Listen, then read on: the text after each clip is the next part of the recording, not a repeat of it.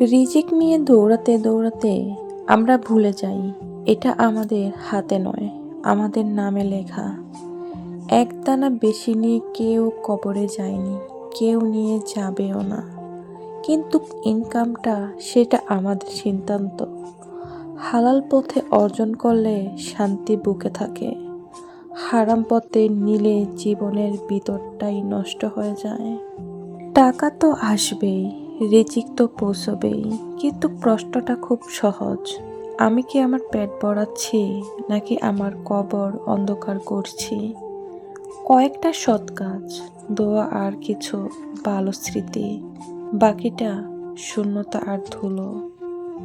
প্রত্যাশিত চাওয়াগুলো যখন সামনে এসে দাঁড়ায়, মনে হয় কেউ আমাদের ভেতরের গোপন দরজা খুলে দিয়েছে। যে চাওয়া কথায় প্রকাশ করা যায় না, শুধু নীরবে নিজের জায়গা দখল করে নেয়। অদ্ভুত ব্যাপার হলো, এগুলো আমরা চাইনি, তবু এগুলোই আমাদের কাঁদতে শেখায়, আবার হাসতেও বাধ্য করে।